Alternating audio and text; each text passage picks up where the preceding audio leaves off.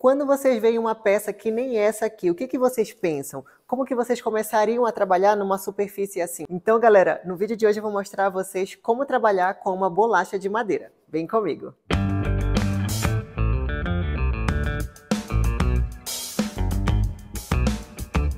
A primeira dúvida que surge é como que eu vou fazer o nivelamento dessa peça para deixar aquela superfície bem lisinha? O método que eu mais uso aqui na oficina é o método da tupia, tá? Da tupia e dos discos de aço. Quando que eu uso um e quando que eu uso o outro? Bom, quando eu vou utilizar a tupia para fazer esse nivelamento e tirar aquela camada mais grossa, superficial, para deixar as duas bordas com o mesmo tamanho, é justamente quando eu tenho muita diferença de espessura. Então, por exemplo, um lado está com 4 centímetros e o outro está com 7 centímetros. Então, nesse caso, eu utilizo a tupia, porque aí sim eu sei que a superfície vai ficar bem retinha para eu poder continuar o trabalho. Agora, em superfícies que nem essa que vocês estão vendo aí no vídeo, em que a madeira ela está um pouco desnivelada, mas ela não está tão desnivelada a ponto de utilizar a tupia. Aí eu vou para um processo mais rápido, que é utilizando os discos de aço da Cupim de Aço.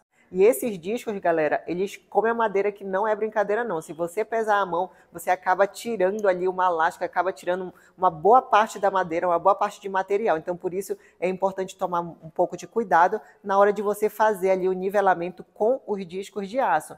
Então, nesse caso, em que a diferença é pouca, é quase nada de diferença, eu já utilizo esses discos para fazer o nivelamento, que o processo se torna muito mais rápido. Outra coisa legal de utilizar os discos da Cupim de Aço é que, além do nivelamento, você já faz o lixamento. Porque numa peça que nem essa, gente, mesmo que ela esteja nivelada, se ela tiver com essa superfície grossa, você não consegue utilizar uma lixa convencional. Porque a lixa desgasta e você queima a madeira. Você pode fazer o teste aí na sua casa e depois você volta aqui para me contar, para dizer se é verdade ou não. Eu já fiz vários testes antes de adquirir os discos de aço e posso afirmar para vocês que isso realmente acontece. Para quem não conhece, esses discos aqui, eles são muito semelhantes ali em função com as lixas convencionais. Eles possuem várias granulações, vão aumentando também os números de acordo com os grãos também, né? Quanto menor o número, você percebe que é muito mais áspero, que é justamente para retirar muito material ali quando a peça está muito grosseira. E aí você pode utilizar a partir do grão 16, aí você vai aumentando para o grão 36 até o grão 60. Chegou no grão 60, aí sim você passa para a lixa convencional, começando na 80 e aí você vai aumentando até o acabamento que você desejar para sua peça.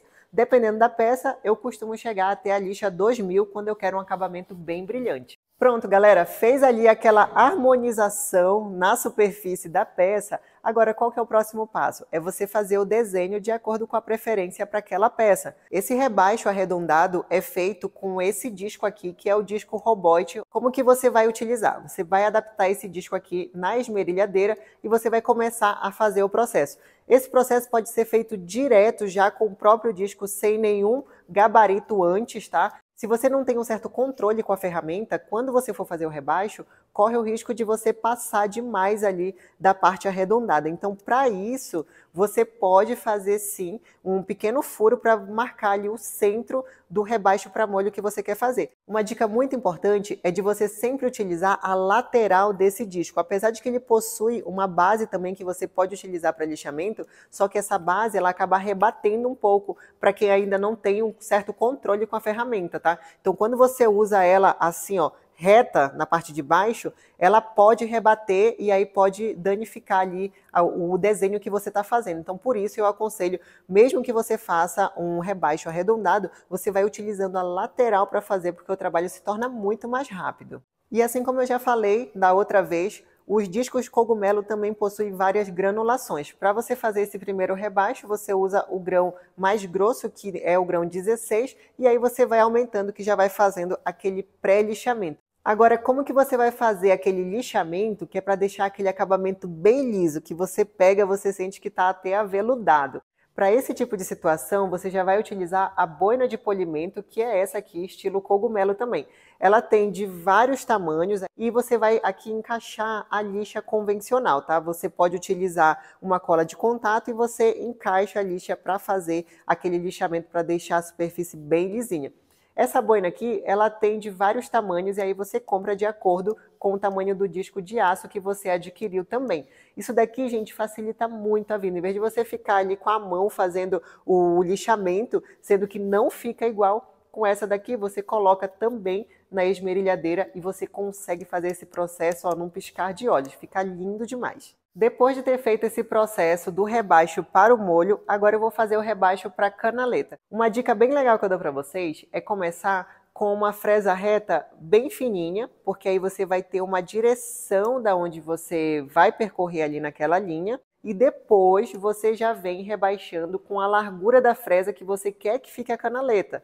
Então não faz esse processo já com a fresa final, porque você vai ter que passar mais de uma vez. E nessa passada aí, na segunda ou na terceira passada, acaba pegando em local que você não quer. Então, para que fique com aquele acabamento bem lisinho, você começa com a fresa fina e, por último, né, na última passada, você vem com a fresa do tamanho que você quer que fique a canaleta.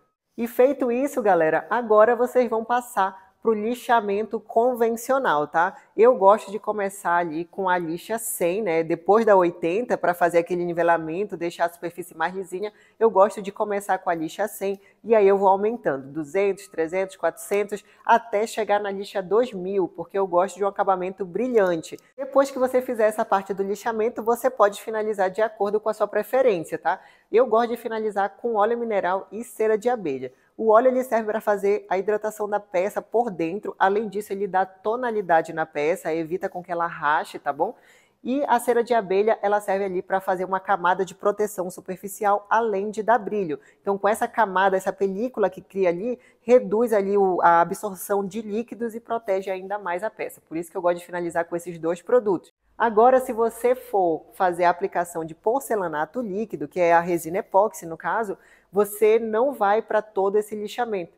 Você já faz a aplicação da resina epóxi no primeiro lixamento, que seria no caso com o grão 100. Dica importante, não apliquem porcelanato onde vai ser a área de corte, tá? Por quê? Porque ele risca, tá? Fica uma peça muito bonita, mas 3, 4 cortadas ali de carne, de legume que você faz, ele já fica marcado, tá bom, gente? Então, por isso, na área de corte, nós não costumamos aplicar o porcelanato, apenas o óleo e a cera. Agora, na parte do molho, no rebaixo e na lateral também da peça, você pode aplicar tranquilamente. E esse daí, galera, é o resultado de mais um trabalho aqui muito legal. Vocês viram como essa peça estava no início e como ela ficou agora. Então, como eu falei também no início do vídeo, para quem sabe trabalhar, qualquer peça, mesmo que pareça lixo, ela vira ouro. Então, por isso, gente, eu convido vocês a se inscrever aqui no canal, para quem não é inscrito, ativar o sininho para vocês receberem a notificação, porque todo vídeo que eu trago aqui, trago um conteúdo legal, trago uma dica legal, uma informação bacana. Então, para quem está começando aí nesse meio, é muito importante vocês pegarem todas essas dicas para que vocês não errem no trabalho de vocês. Bom, galera, eu vou ficando por aqui. Espero que vocês tenham gostado do conteúdo de hoje. Um beijo! Fiquem com Deus e nos aguardem nos próximos vídeos com mais dicas legais. Tchau, tchau!